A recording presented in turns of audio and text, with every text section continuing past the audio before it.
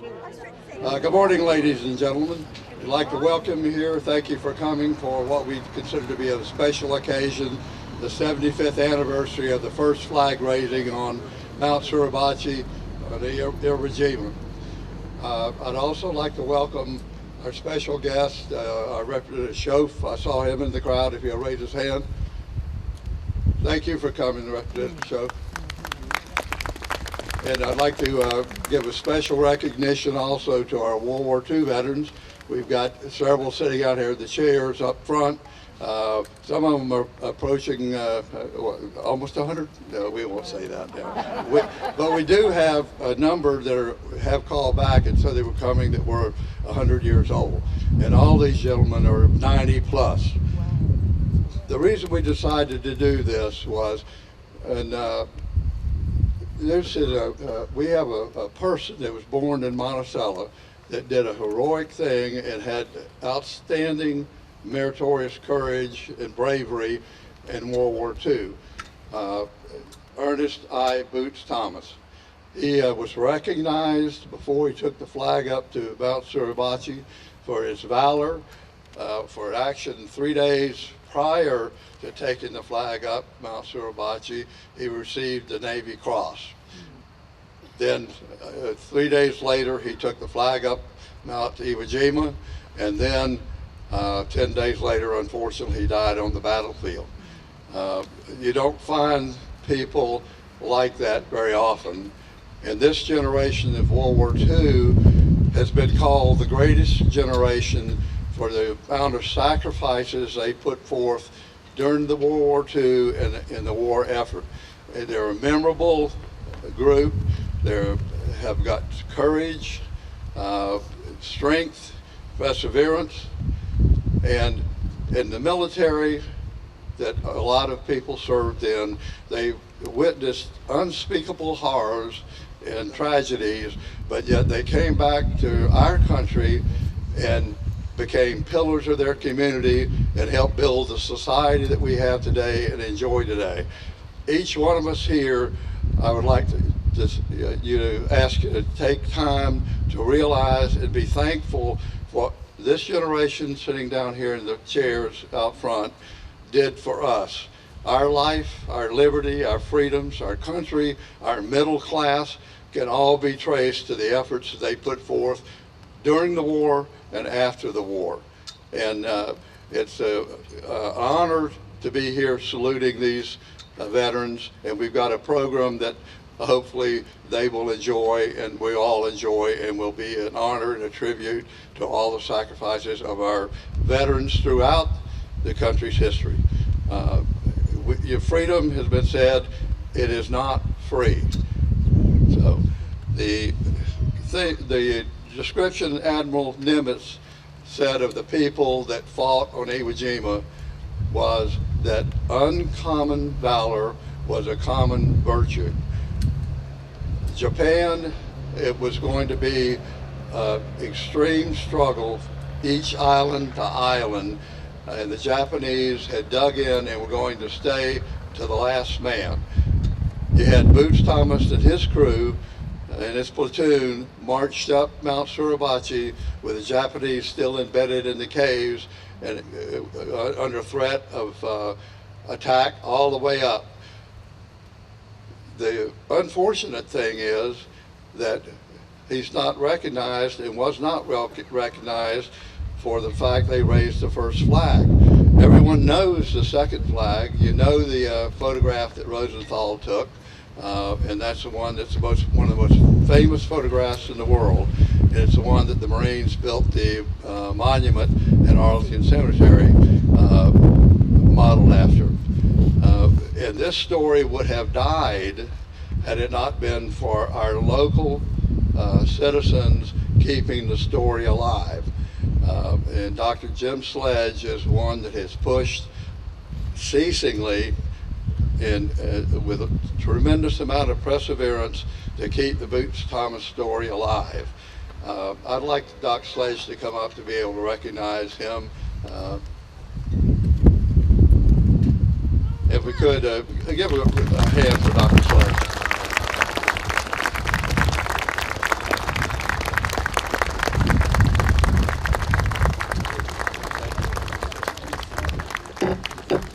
mentioned someone here, 100, I feel like a child.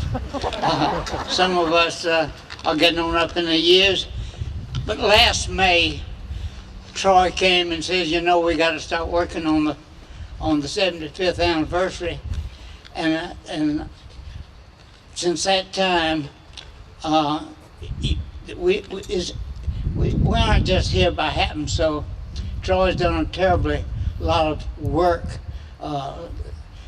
and let's give him a hand for all the work that he's done to put this on.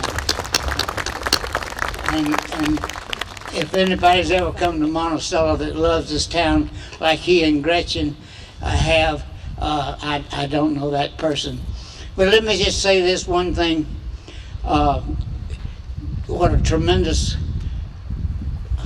lift it is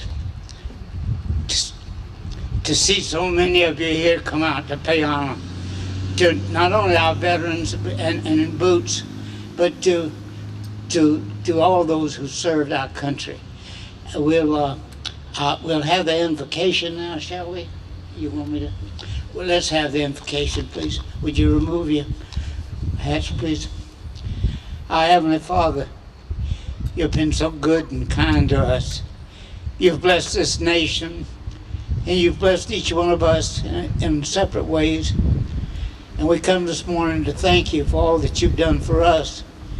And as long as people like these who have come today, as long as there are those, we shall never forget the veterans. We'll never forget the horrors of war. And we'll never forget our hometown youngster, Boots Thomas. We thank you for all that you do for us. We thank you for each one who's come this morning. We love you, Lord. We thank you. Amen. Amen.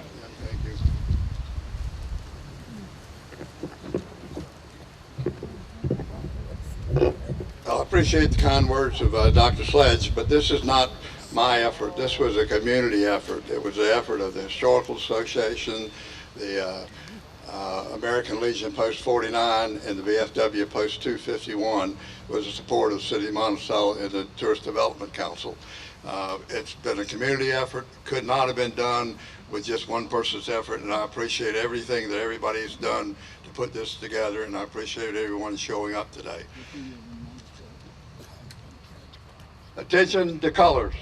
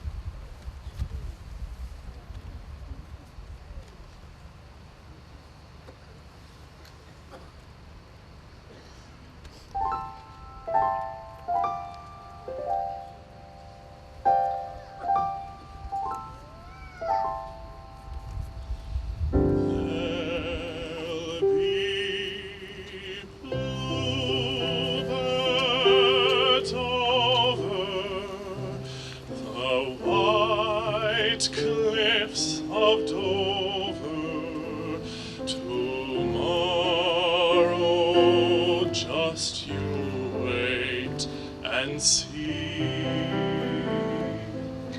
There'll be love and laughter and peace ever after. Tomorrow, when the world is free,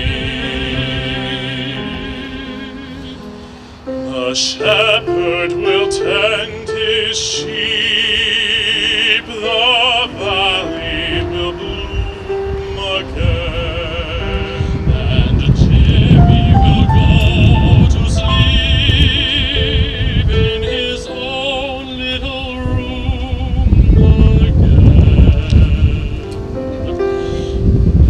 There'll be bluebirds over the white cliffs of Dover. Tomorrow, just you wait and see.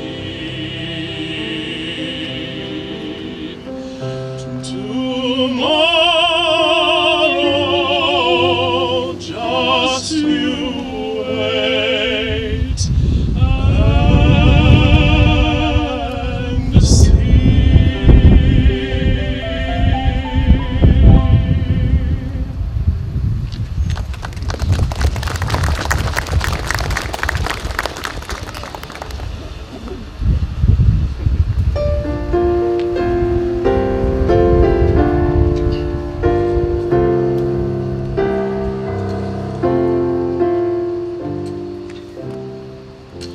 While the storm clouds gather far across the sea, let us swear allegiance to a land that's free. Let us all be grateful for a land so fair,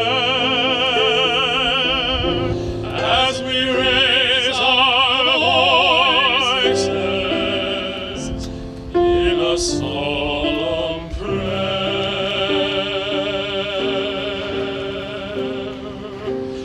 God bless America, land that I love. Stand beside her and guide her through the night with a light from above. From the mountains to the prairies to the oceans white with foam. God bless America, my home, sweet home. God bless America, my home, sweet home.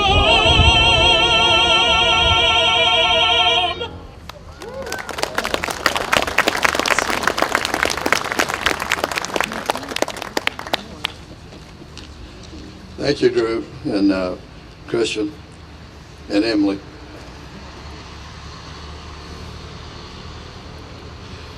I'd like to recognize our World War II veterans by name, and I apologize if I miss you. I will pick you up at the end. I want to start down the list. I know they reside in Jefferson County at this time. Well, or close to it. I grew up in Jefferson County. I have Marvin Bishop. He is 100 years old. He was trying to come here. I had his son call me. I don't believe he's here today. James Boland, Captain Leonard Dodson, John Finlayson.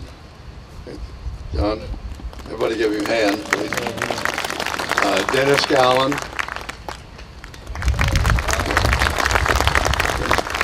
And Glenn Mazemore, and Dr. George Pittman,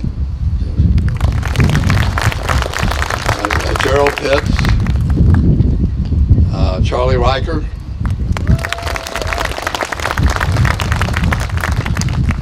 Dr. James Sledge, Johnny Washington, and I believe he's here today, Sutton Wimberly. He was going to try to come, but he's 100 years old also this month. So, Reverend Sheila Woodson, and I've got Major John Haynes and Ed Stearman's. They were trying to come also from Tallahassee. I don't believe he's here yet, or maybe running late. He also fought on Iwo Jima at the same time Boots Thomas did. And we have Dr. Frederick Druk Mickler.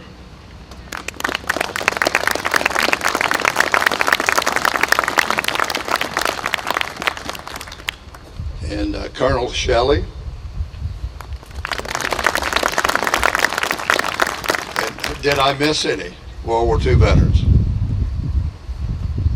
Okay, I apologize if I didn't have your name, but I don't want to miss you. Don't be bashful if you're here, because everybody wants to recognize you. And then I'd also this time like to recognize all veterans that have fought from all of the wars. All your veterans, would you raise your hand today?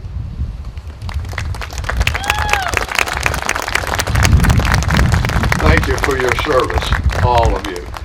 That's a phrase that kind of sounds a little trite, but I love hearing it when I go into the store and people tell me that or say that. I came through the Vietnam era, and those of you that did realize that we would have really loved to have thank you for your service. We got a little bit different reception, but the world's changed, and the military is the image has gotten better because the people realize that it's the military that actually keeps us free.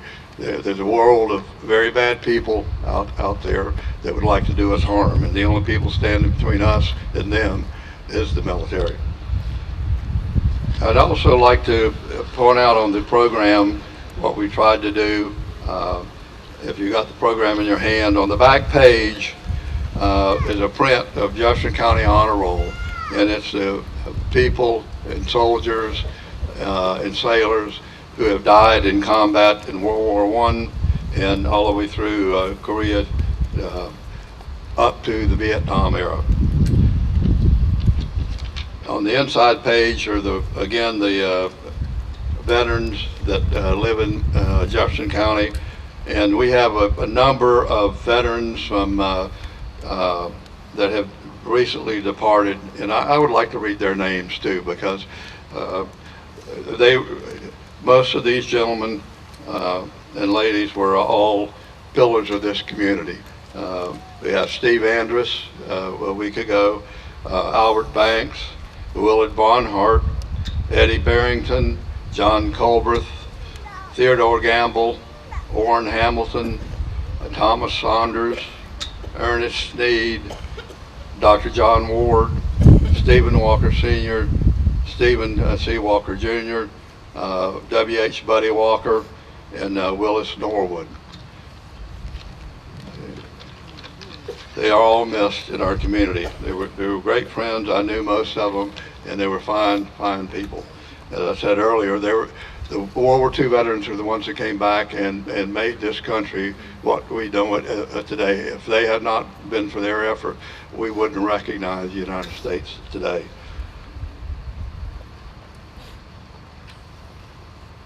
The other thing I'd like to recognize this morning, just for a few minutes, is we recognize the service of the veterans and the service people. We all forget sometimes that the people on the home front also are heroes. They did without, they did whatever it took to produce the products, the food, clothing, whatever it took, weapons, to keep our servicemen on the front lines. And they're sometimes not recognized. And we got to remember, in 80 years ago, the United States was still in a horrendous depression. things were not good in the United States, and we were facing a war that was almost every country was at war with each other, and we were not prepared for it. And next thing we know, we had the attack in Pearl Harbor, and things were very bad in the beginning. And those at home stayed.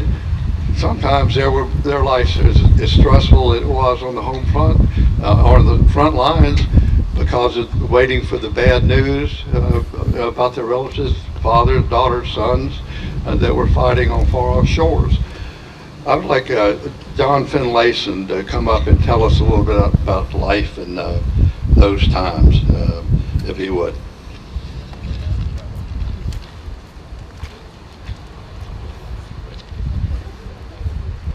Thank you, Troy, and thank you all for coming. And I want to express my appreciation to Jim Sledge for all that he's done, the tenacity he's had to keep Boots Thomas before the public.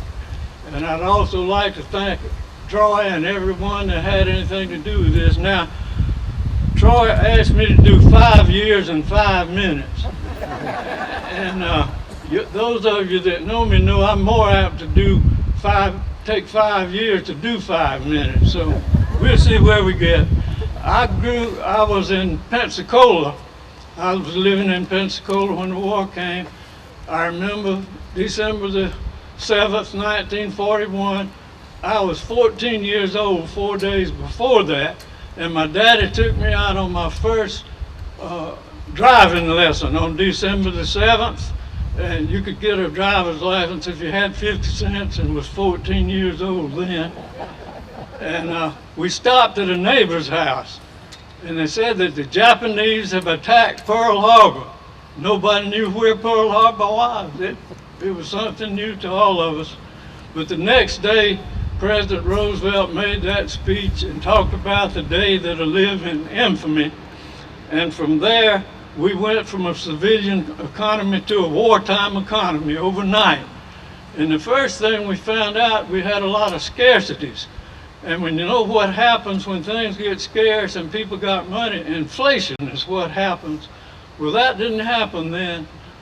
They rationed things, and then also to keep the prices from going up, they had the Office of Price Stabilization. So we went through the war with very little raise in prices or very little inflation.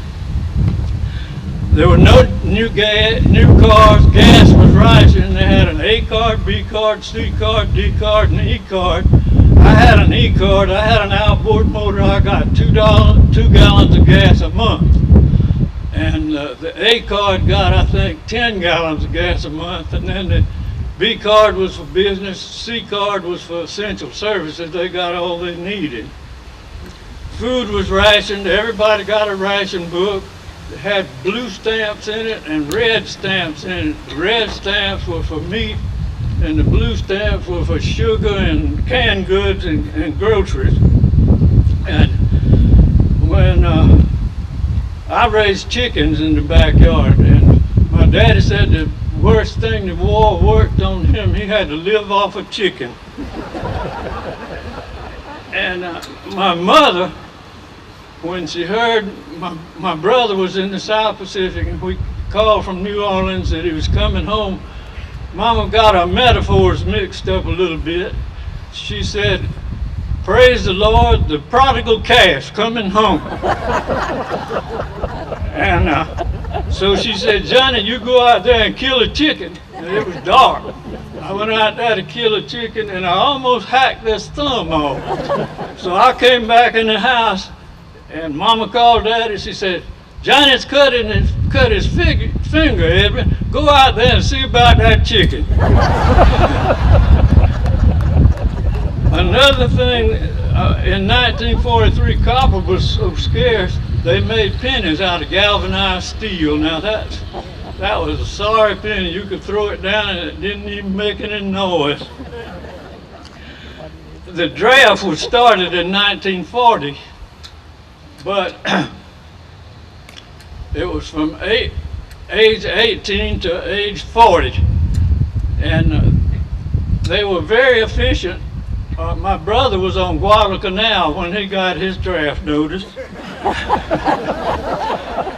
And he tried his best to get back, but that didn't work that way.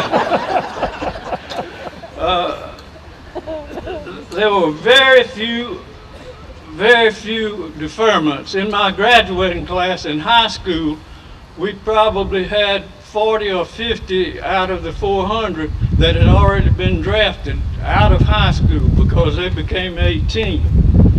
Now everybody wanted to join, everybody wanted to do their part, and with the men all gone, the women did jobs that they had never done before, and many of those jobs they did much better than men because women can work with their hands and still talk. A man, when he starts talking, his hands stop. The war came pretty close to the coast in Pensacola. They sank some ships in sight of Pensacola, so that changed a lot of things. They put out all of the lights, the outside lights at night, and we had air raid wardens, and I wasn't old enough to be a warden. I was a messenger, and I had an armband, and I just thought I was about the best thing going. Recycling was very important. Our scout troop recycled, gathered things, and a lot of things were curtailed. The athletics in the high school were curtailed somewhat, and in 1943, my class yearbook was an edition of the Pensacola News Journal. We couldn't get paper for our class book. So I got now to 1945. It's July the 21st, and when you were 17, you had to have your parents' permission to join up. And I finally found something that my parents agreed that they would sign out, so I joined the Navy July 21st, 1945, and it took the Japanese 3 weeks to find out that I had joined, and then they quit. And when I joined the Navy, I was an apprentice seaman, and they asked Mama what was my rank in the service. She said, I forget what you call it, but it's the lowest down thing in the Navy.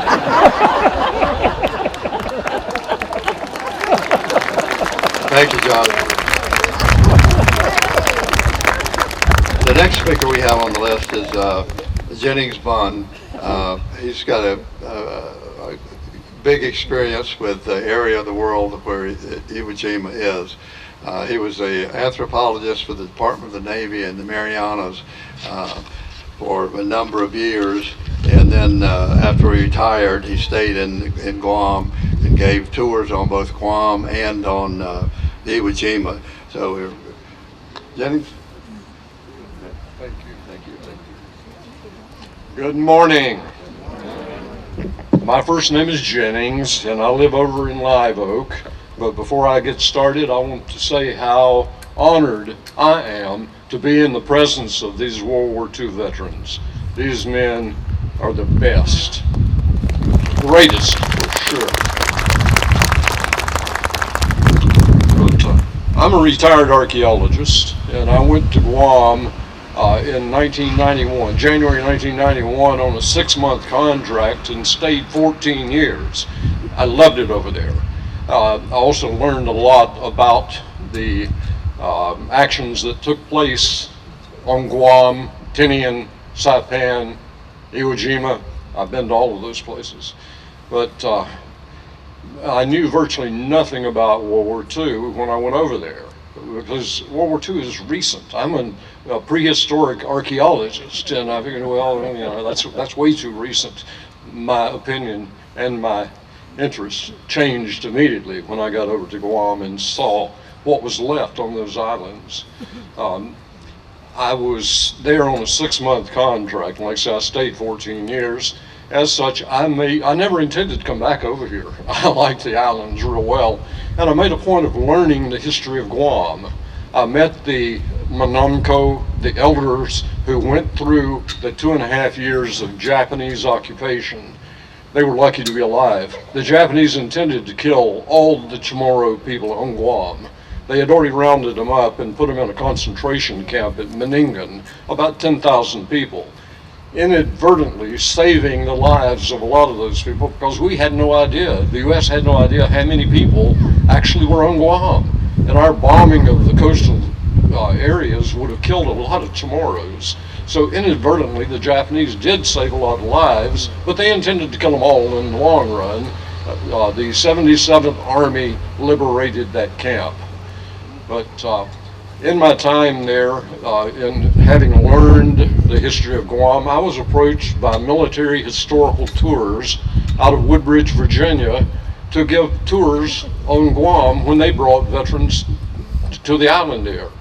And I told them if the Navy would allow me to do so, I would be honored. And they did. So for 5 years, I gave tours on Guam when Military Historical Tours would bring the veterans and families there on the way to Saipan, Tinian, and ultimately to Iwo Jima.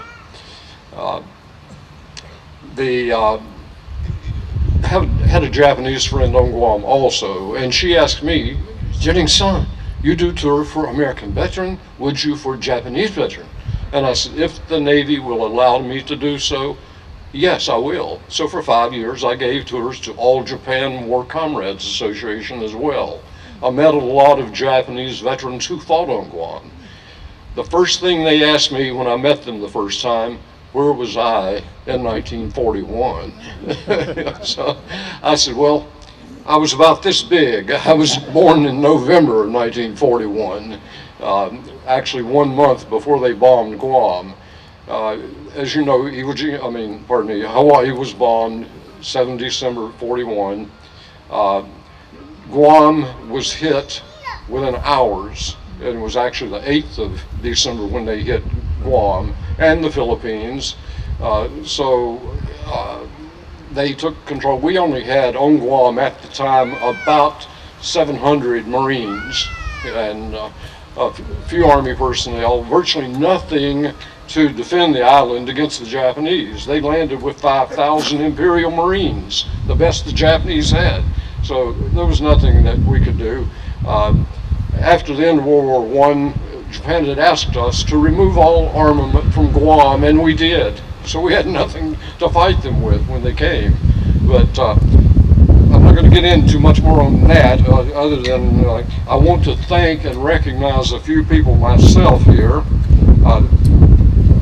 In 2015, I was on a tour to Iwo Jima, and I also did the tour of Guam.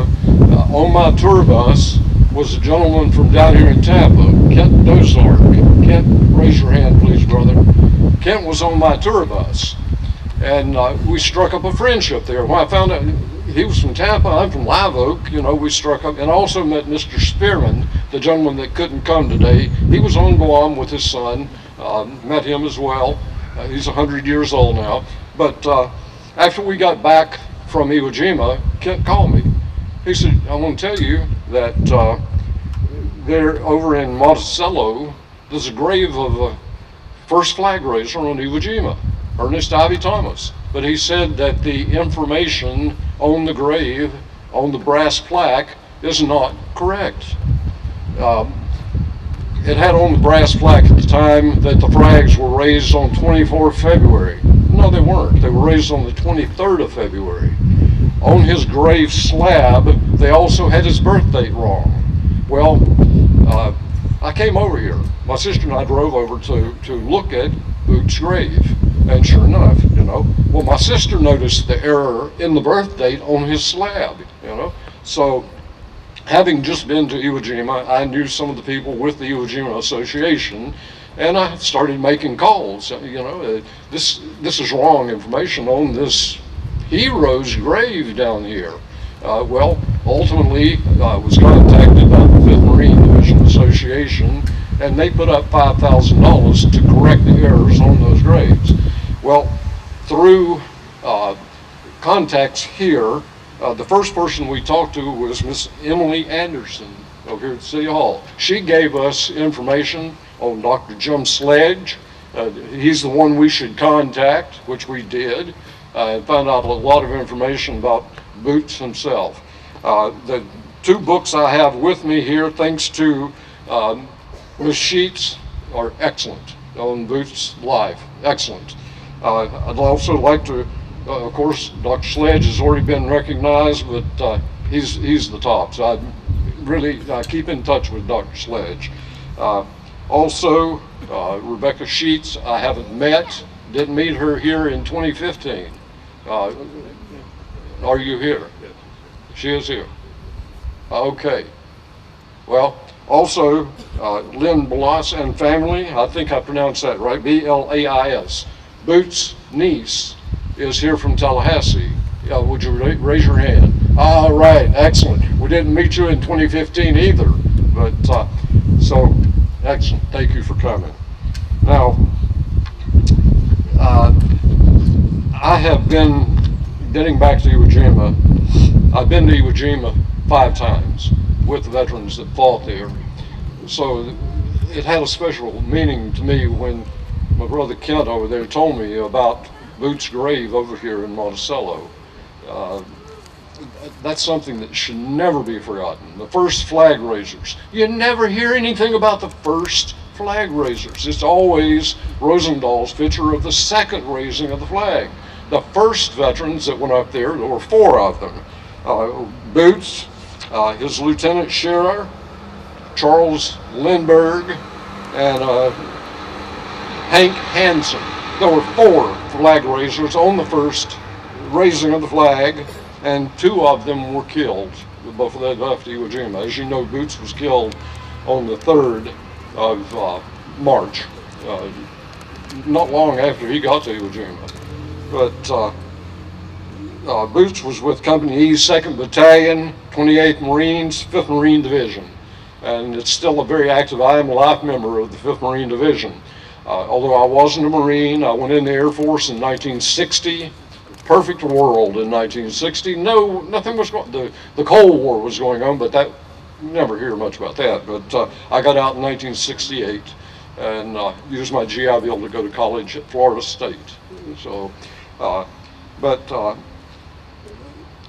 Lieutenant Scherer is buried down in Ellington, and I've got a few more notes here, but the times that I spent in the jungles of Guam, I made a point. I love to get into the jungle because there's a lot left in those jungles from World War II. A lot of ordnance, for one thing, and I saw bunches of ordnance, not just on Guam, Tinian, Saipan, a lot of World War II bombs left in the jungles over there. On Peleliu, I've been to Peleliu 3 times. Japanese remains are still in the caves over there. The bones are still laying in the caves where they were killed. So a lot of information still left over there. But when we came over and in 2015 and attended Boots' ceremony then, as I say, Brother Kent told me about the situation, the information on the grave not being correct. My lady friend, Joyce Johns, and I came back over, been over a number of times, but we came over in October. And I came over to check on Boots' grave. This is the flag that was on Boots' grave. Obviously, it had been forgotten, you know. So I changed it.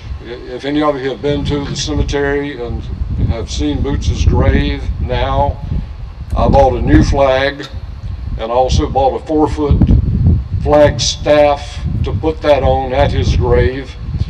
We changed the flowers, the artificial flowers, came back over before Christmas and put Christmas flowers on his grave. To me, that's an honor to be able to, never knew the man, but what he did for this country can't be said enough. But just to be a part of this ceremony is a true honor to be here. I won't go into any more. It's cold out here. Now, one more thing I will say is this Iwo Jima Marine veteran. Friend Kent just went down and met this gentleman, Mr. Gene Christie. He's 100 years old, and Kent just went down and met and visited with this gentleman, an Iwo Jima veteran. But again, I will call reference to the first book, Call Me No Hero. If you don't have it, get it. It's an excellent book. Her second book, Invisible Hero, about Dr. Sledge and Boots.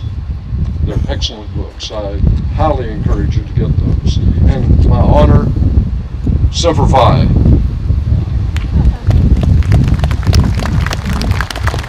Thank you, Mr. Bunn. The next speaker is going to be Rebecca Sheets. Rebecca worked with Dr. Jim Sledge in putting a book together, and it's a book that I used for most of the text that we did for the brochures for this event. She spent a lot of time. It's an excellent, in-depth book. It's easy reading, and it's sometimes kind of tearjerkers. One of the photos that caught my eye in there was the photo of them carrying the flag up the hill, which is in our program today. The photographer said we were taking pictures on the way up because we weren't sure we would make it. But anyway, Rebecca, if you'll come forward, if you'd like to talk just 5 minutes or so about Boots, and you have a letter, I think you want, an audio you want to play for us. And Rebecca is a local Monticello lady, and she's done a great job on the book. Thanks.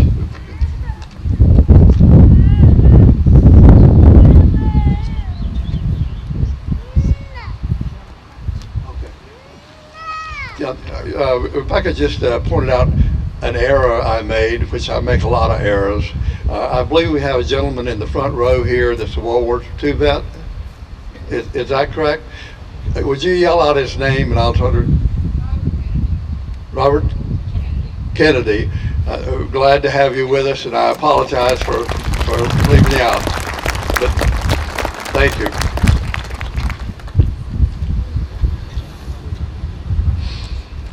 For just a moment, I'd like you to step back in time with me to February of 1945. 75 years ago, a young Monticello boy stood on the deck of Admiral Kelly Turner's flagship right off the coast of Iwo Jima. This was only a day or two after the flag raising. Platoon Sergeant Ernest Boots Thomas, only 20 years old, was interviewed by various news correspondents and was photographed with General Holland Smith, one of the highest-ranking officers present at the Battle of Iwo Jima. One of the radio interviews from that day was recorded for broadcast, and I'd like to play a clip of it here. It's a little hard to understand, but hopefully you can catch what's going on.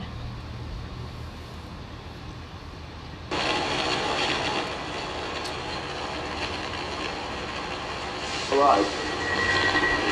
Okay, we'll stand by for your live go-ahead. Roger, KUB. Standing by.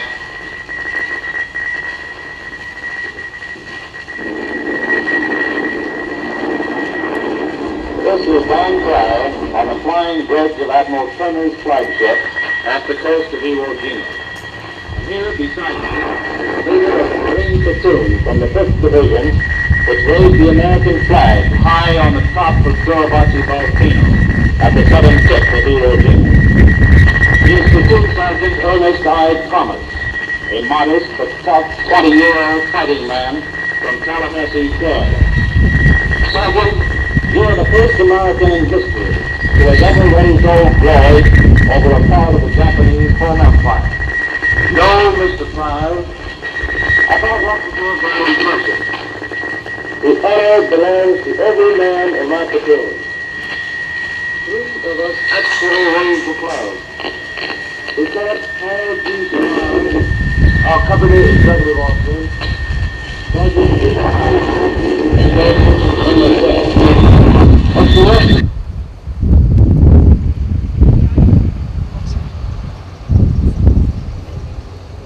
The audio is a little difficult to hear, so we'll end it there.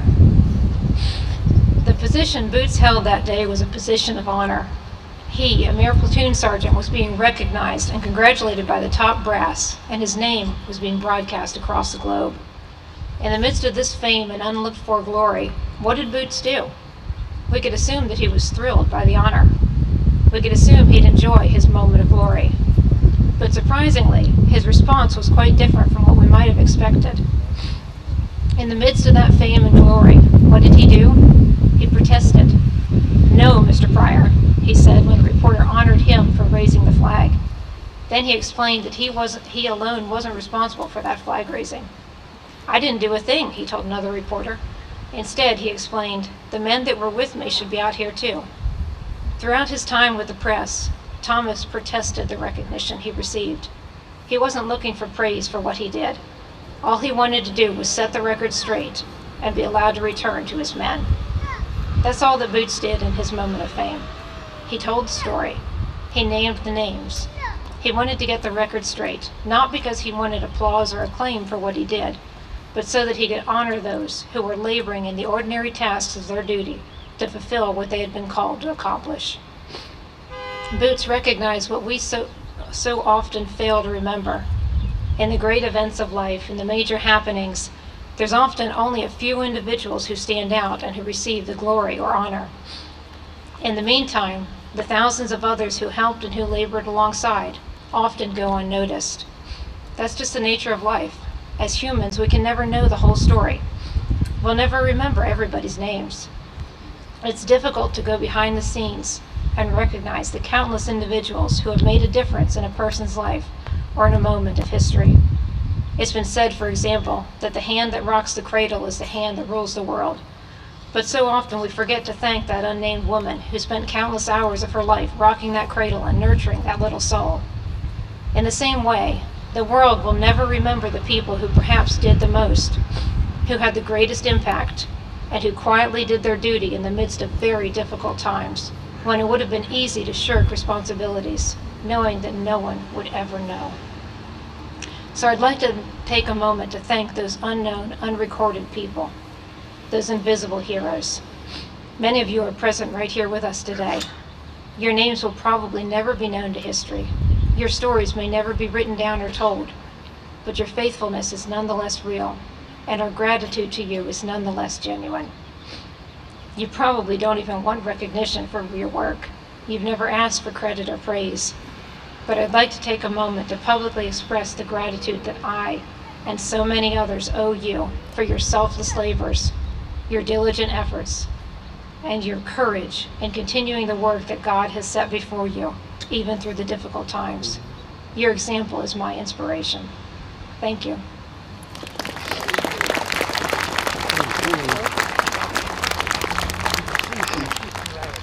Our next speaker is Dr. Filer from the FSU. It's the Institute of World War II Studies at FSU. I think that's the correct title, isn't it? He's going to read a couple of Boots Thomas's letters at home. And if you'll come up and read it, if you'll come on. And the sun's coming out. When we were here, the reason the chairs are turned a little bit was we sat out there, the sun was right in everybody's eyes, but I'm really happy to have some sunshine today. It'll be a little warmer, so that's fine. Thank you. It's a real pleasure and honor for us to be invited here. I am a historian. I teach in the history department. I also direct the Institute on World War II and the Human Experience, which is part of the history department at Florida State University. And I've had a very sort of privileged life. First, in terms of World War II, I grew up in the 60s and 70s, and the memory of World War II very much loomed. I grew up on a steady diet of black and white war films.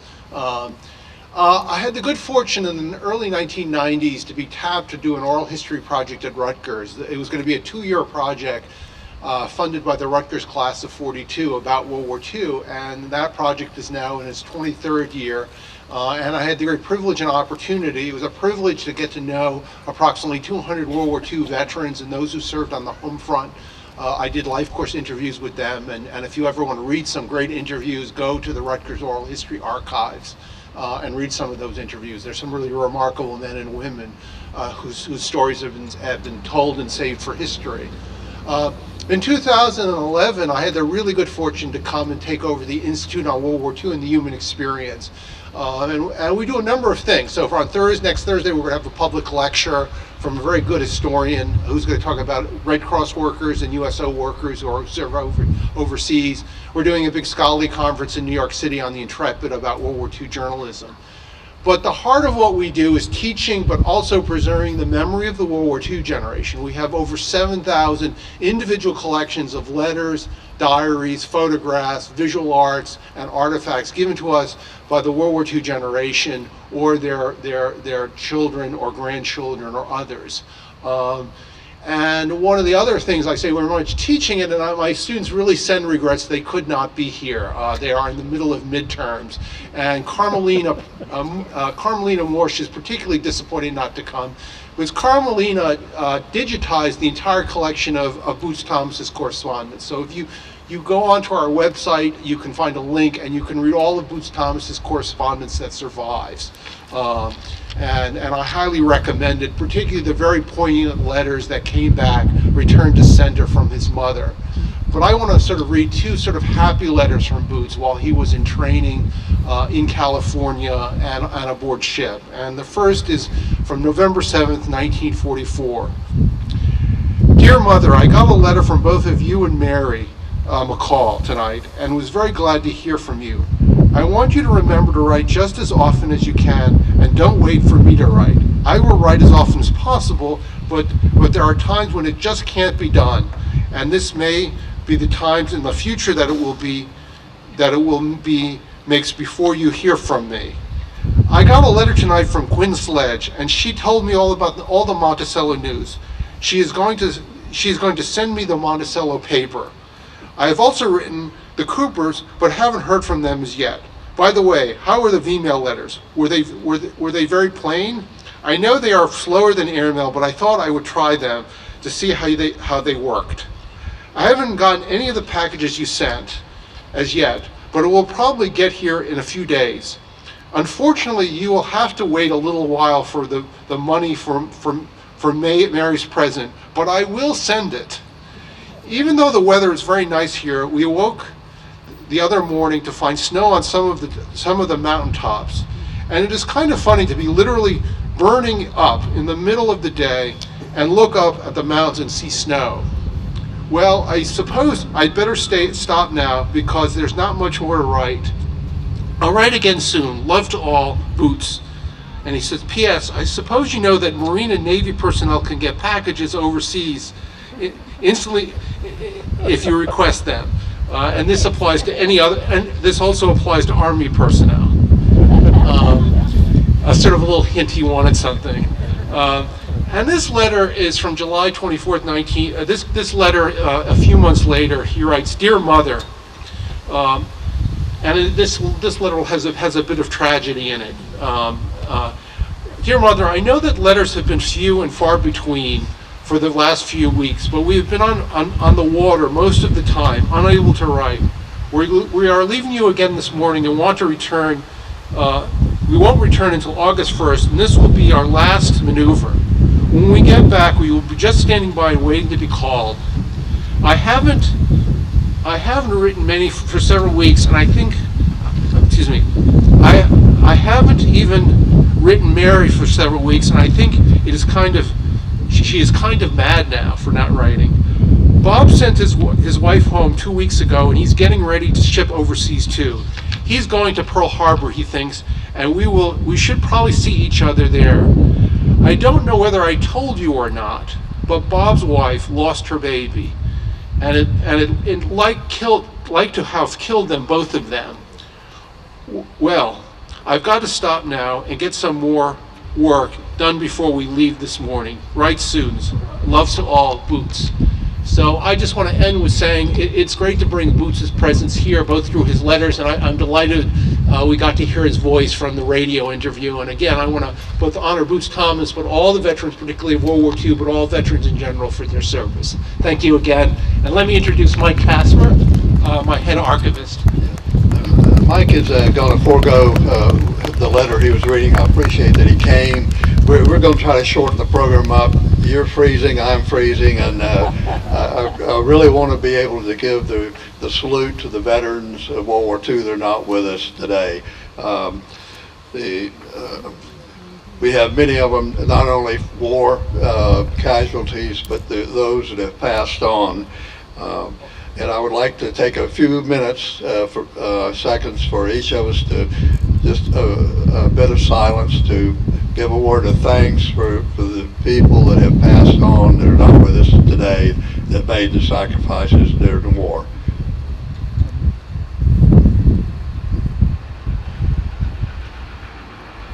I'd like to salute the veterans that are not with us today.